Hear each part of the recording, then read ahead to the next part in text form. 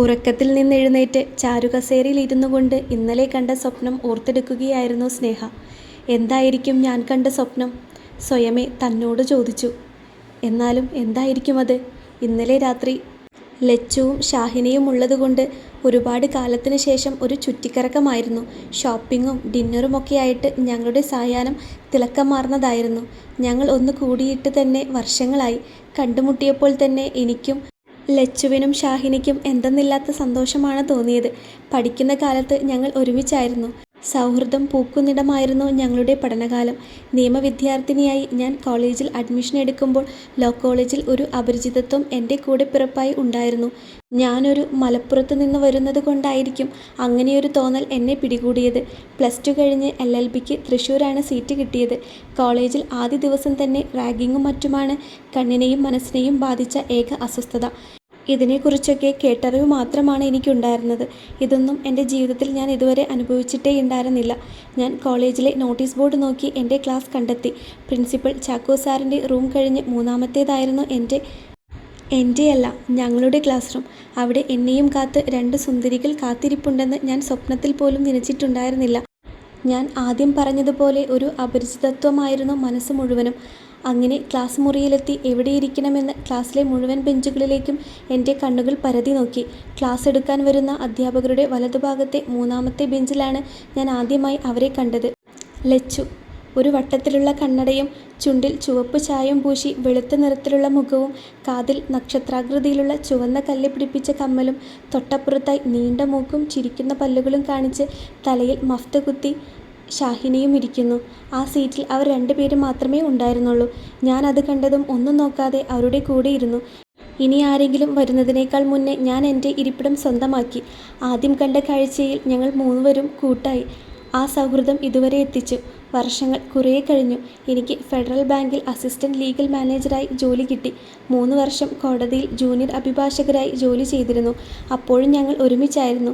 ജീവിതത്തിൻ്റെ സുവർണ കാലഘട്ടമായിരുന്നു അത്. കോടതിയും കേസുകളും കക്ഷികളും ഒഴിച്ചാൽ സന്തോഷവും സ്നേഹവും ഇണക്കവും പിണക്കവും കുസൃതിയും അങ്ങനെ ഞങ്ങളുടേതായ ലോകമായിരുന്നു പ്രാക്ടീസ് കാലം. പിന്നെ ഇപ്പോഴാണ് ഒരുമിച്ച് കൂടിയത്. കഥകൾ പറഞ്ഞും പാടിയും നടന്നും ചിരിച്ചും ഒരു ദിവസം കുറേ വർഷങ്ങൾ പുറകോട്ട് പോയി. രാത്രി വൈകിയാണ് വീട്ടിൽ തിരിച്ചെത്തിയത്.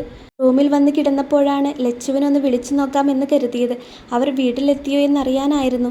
നിങ്ങൾ എത്തിയോ? ഇല്ല, നീ കിടന്നോ, ഞങ്ങൾ എത്തിയാൽ വിളിക്കാം എന്ന് പറഞ്ഞ് ഫോൺ കട്ടായി. ഇന്നലത്തെ കൂടിച്ചേരലിൽ ഫോൺ ചാർജ് കഴിഞ്ഞിരുന്നു. പെട്ടെന്നുണ്ടായ ഇടിമിന്നൽ കാരണം കറണ്ടും പോയി. രാവിലെ മുതൽ കറക്കത്തിലായിരുന്നല്ലോ. ബെഡ് കണ്ടപ്പോൾ വേഗം ഉറങ്ങിപ്പോയി. സമയം രാവിലെ 8:30ആയി. ഞാൻ TV ഓൺ ചെയ്തു. രാവിലെ ന്യൂസ് കാണുന്ന ഹോബി എനിക്കുണ്ട്. അത് കോളേജ് കാലം മുതൽക്കുള്ള പരിപാടിയാണ്. ഒരു അഭിഭാഷകർക്ക് ആദ്യം വേണ്ടത് ലോകവിവരവും പൊതുസമൂഹത്തോടുള്ള പ്രതിബദ്ധതയുമാണ് എന്ന് എന്നെ പഠിപ്പിച്ച രാധാകൃഷ്ണൻ സാർ പറയുമായിരുന്നു. പിന്നെ അത് എൻ്റെ കൂടപ്പിറപ്പായി. ന്യൂസിൽ ബിഗ് ബ്രേക്കിംഗ് രാവിലെ തന്നെ. കേരളം ഇടത്തോട്ടേക്ക്. തിരഞ്ഞെടുപ്പ് റിസൾട്ടായിരുന്നു. താഴെ കാണുന്ന കുഞ്ഞു കള്ളിയിൽ ബ്രേക്കിംഗായി ഇന്നലെ രാത്രിയുണ്ടായ വാഹനാപകടത്തിൽ സ്കൂട്ടർ യാത്രികരായ യുവതികൾക്ക് സാരമായ പരിക്ക്. വായിച്ചപ്പോൾ മനസ്സ് വല്ലാതെ പിടഞ്ഞു. ഇന്നലെ വീട്ടിലെത്തിയാൽ വിളിക്കാമെന്ന് ലച്ചു പറഞ്ഞതാണല്ലോ. പിന്നെ ഒന്നും അറിയില്ല. എൻ്റെ ഫോൺ ഇന്നലെ തന്നെ ചാർജ് കഴിഞ്ഞു. ദേഹം വല്ലാതെ വിയർക്കുന്നു. അപ്പോഴേക്കും ഫോൺ ഏകദേശം ചാർജായി കഴിഞ്ഞിരുന്നു. ലച്ചുവിന് ഫോൺ ചെയ്ത് റിങ് ചെയ്യുന്നുണ്ട്, പക്ഷേ എടുക്കുന്നില്ല. എന്തായിരിക്കും ഇനി? എങ്ങാനും അവരായിരിക്കുമോ? ഞാൻ വല്ലാതെ ഭയന്നു. ഞാനാകെ തളർന്നു. എന്തു ചെയ്യണമെന്നറിയില്ല. കോളിംഗ് ബെല്ലടിക്കുന്നു. തുടരെ. ഡി ആ ഡോറൊന്ന് തുറന്നു നോക്ക്, ആരാണെന്ന്. കുറേ നേരമായി അലറുന്നു. ഹരിയേട്ടനായിരുന്നു. ഞാൻ ഞെട്ടി. മുഖമാകെ പരവശമായി. എന്തേ, നീ വല്ലാതായി പോയല്ലോ. എന്തേ നിനക്ക് പറ്റിയത്? ഏയ് ഒന്നുമില്ല, ഞാനൊരു സ്വപ്നം കണ്ടതാണ്. എത്ര വർഷങ്ങളായി അവരെ ഒന്ന് കണ്ടിട്ട്. ആരെ? ലച്ചുവിനെയും ഷാഹിനെയും. ദുസ്വപ്നമായിരുന്നു. അവർ അപകടത്തിൽപ്പെടുന്നതായിട്ട്. അങ്ങനെയാ കണ്ടത്. ചേട്ടൻ ചിരിച്ചു. നീ പോയി വാതിൽ തുറന്നു കൊടുക്ക്, ആ പാൽക്കാരിയായിരിക്കും. എന്നിട്ട് നല്ല കടുപ്പത്തിൽ ഒരു ചായ ഇട്. വല്ലാത്തൊരു സ്വപ്നമായി പോയി. ഇത് എൻ്റെ ഫ്രണ്ട് എഴുതിയതാണ് കേട്ടോ. സ്റ്റോറി എന്നൊന്നും പറയാൻ പറ്റത്തില്ല. ഞാനിങ്ങനൊരു ചാനൽ തുടങ്ങിയെന്ന് പറഞ്ഞപ്പോൾ ജസ്റ്റ് ഒന്ന് അവൻ കുറിച്ച് തന്നതാണ്. ഒരുപാട് നന്ദി അറിയിക്കുന്നു.